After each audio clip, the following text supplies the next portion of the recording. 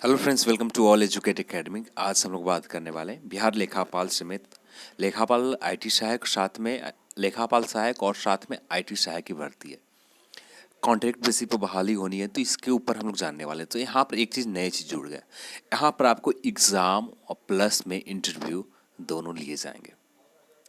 Contract पर तो बहाली होगी, पर आपको एग्ज़ाम और इंटरव्यू दोनों लिए जाएंगे।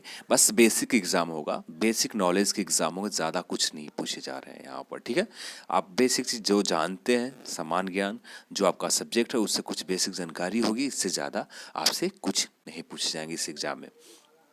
उसके बाद इंटरव्यू आपका बेसिक सा लिए जाएंगे, और उसके बाद आपको 3 मंथ का कंप्यूटर में आपका एक दस्ता लेनी होगी। आपको कंप्यूटर से सीखना होगा, उसके बाद आपका ज्वाइनिंग किए जाएंगे।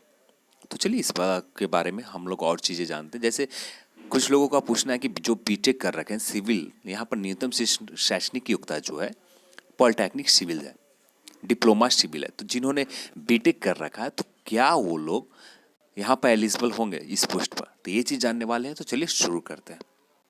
उससे पहले यदि आप हमारे चैनल पर नए हैं तो चैनल को सब्सक्राइब कर लें। यदि आपको वीडियो पसंद आता है, लाइक कीजिएगा, शेयर कीजिएगा और चैनल को सब्सक्राइब करना मत भूलिएगा। तो चलिए शुरू करते हैं। सबसे पहले हम लोग बात कर लेते हैं रजिस्ट्रेशन आखिरकार कब से स्टार्ट होगा। पिछली बार 16 अगस्त को बताया था कि 16 अगस्त से रजिस्ट्रेशन स्टार्ट हो जाएगा, पर लिंक अभी तक जनरेट नहीं हुआ। तो अब लिंक जनरेट कब तक होंगे, इस चीज़ पर जानने वाले हैं। तो यहाँ पर आपको जो सेकंड ऑप्शन लिख रहे हैं, इस पर आपको आकर क्लिक करनी होगा। जो वेबसाइट पर आपको सर्च करना है गूगल पर, बिहार पीआरडी लिखकर आप सर्च करते हैं, आपको ऑफिशियल वेबसाइट पर यूं ही आ जाएंगे। उसके बाद इस पर आप क्लिक करते हैं, संविदा लेखापाल, आपका न्यू पेज खुलेगा। कुछ इस तरह से आपको पेज खुलेंगे। यहाँ पर जो सबसे टॉप पर आपको मिलेगा आवेदन करने के लिंक, जो अभी तक जनरेट नहीं किए गए हैं। उसके बाद आपको आवेदन प्रक्रिया में शुरू नहीं हुई है। आवेदन करने की तिथि जिलेवार आरक्षण कोटिवार रिक्ति के विवरण की सूचना 22 अगस्त 2018 के बाद प्रकाशित किए जाएंगे। जो हर जिले में कितने भर्ती होंगे, कितनी वैकेंसीज होगी, ये 22 अगस्त के बाद प्रकाशित किए जाएंगे, और उसके बाद ही आपको रजिस्ट्रेशन चालू होगा। अभी इसका रोस्टर तैयार किए जा रहे हैं। जब पूरी तरह से फाइनली जो वैकेंसीज का रोस्टर होगा हर जिलेवार तरीके से, उसके बाद आपको रजिस्ट्रेशन स्टार्ट होना शुरू हो जाएगा। तो आपको वेट करनी होगी कुछ दिन, लगभग ये 25 अगस्त से पहले आपको रजिस्ट्रेशन स्टार्ट हो जाएंगे। ठीक है, अब आते हैं मेन चीज़ के ऊपर। जैसे बीटेक कैंडिडेट वो यहाँ पर एलिजिबल हैं या नहीं, ये चीज़ सबसे पहले जानते हैं। ये जो आपको जारी किए गए थे सर्कुलर, इस सर्कुलर में क्लियर लिखे गए हैं जो तकनीक सहायक के पद हो गए, जिसका न्यूनतम शैक्षणिक योग्यता पॉलिटेक्निक सिविल इंजीनियरिंग से होगी, और जो ऑनलाइन आवेदन के आधार पर डिप्लोमा प्राप्त अंकों को प्रतिशत के आधार पर मेधा सूची तैयार किए जाएंगे। कुल रिक्त पद जो होंगे 40% राज्य के अधीन सरकारी, जो राज्य की सरकार के अधीन पॉलिटेक्निक संस्था असैनिक डिप्लोमाधारी उम्मीदवार के लिए फिक्स रहेंगे। पर यहाँ पर जैसे ये टॉप पर नंबर 4 का जो ऑप्शन है, जो लेखापाल सह आईटी सहायक के लिए, यहाँ पर न्यूनतम शैक्षणिक योग्यता बीकॉम है, और साथ में बीकॉम जिन्होंने सीए या एमकॉम कर रखे उनको 20 अंक एक्स्ट्रा दिए जाएंगे। और साथ में इनको सीधा ही लिखा गया, जो बीकॉम में प्राप्त अंक साथ में उच्चतम शैक्षणिक योग्यता के आधार पर ही अंक के आधार पर मेधा सूची बनाई जाएगी। बीकॉम प्लस जिन्होंने एमकॉम कर रखा है, दोनों को कंबाइन कर और साथ में 20 अंक एक्स्ट्रा दिए जाएंगे बोनस, और दोनों पर मेधा सूची बनाई जाएगी। जिन्होंने बीकॉम या सीए कर रखा, दोनों पर मेधा सूची बनाई जाएगी और 20 अंक एक्स्ट्रा दिए जाएंगे बोनस के रूप में। और जो तकनीक सहायक है, सिर्फ यहाँ पर क्लियर मेंशन किया गया है, जो आपका मेधा सूची बनेगा सिर्फ आपका डिप्लोमा के अंक के आधार पर बनाए जाएंगे। तो यहाँ पर उच्चतम शैक्षणिक जिन्होंने कर रखा, रजिस्ट्रेशन तो आप कर लेंगे।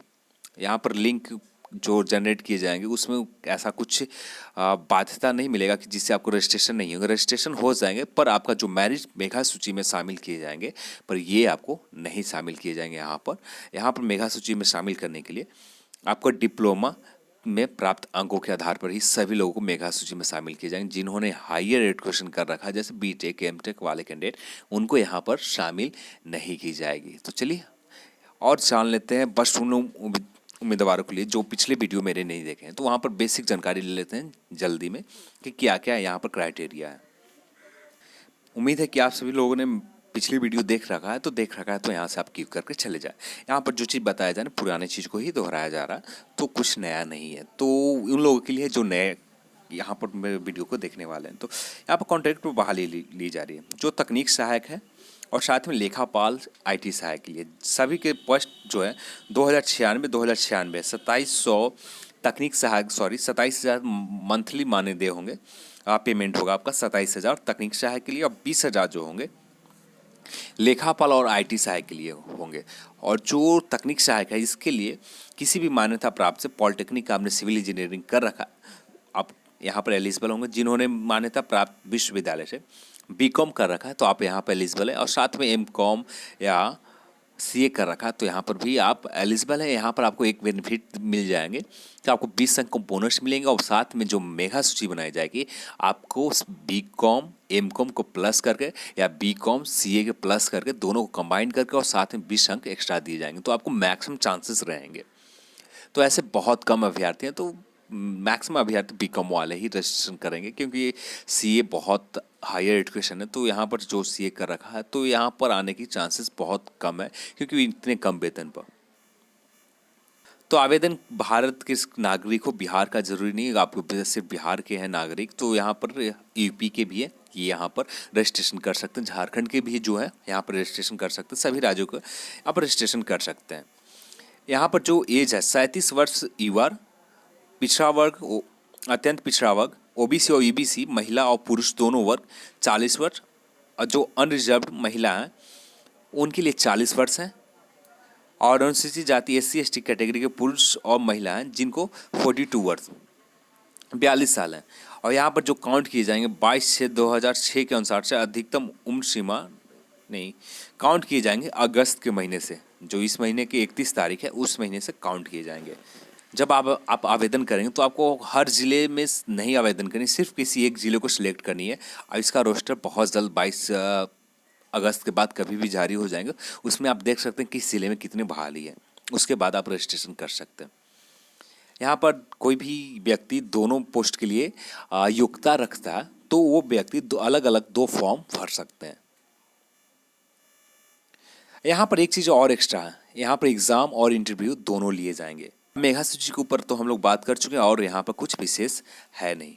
तो चलिए आज की वीडियो में बस है। इस वीडियो को देखने के लिए आप सभी को बहुत बहुत धन्यवाद। यदि आपको वीडियो पसंद आता है लाइक कीजिएगा, शेयर कीजिएगा, चैनल को सब्सक्राइब करना मत भूलिएगा, और इस वीडियो को देखने के लिए आप सभी को बहुत बहुत धन्यवाद। जय हिंद, जय भारत।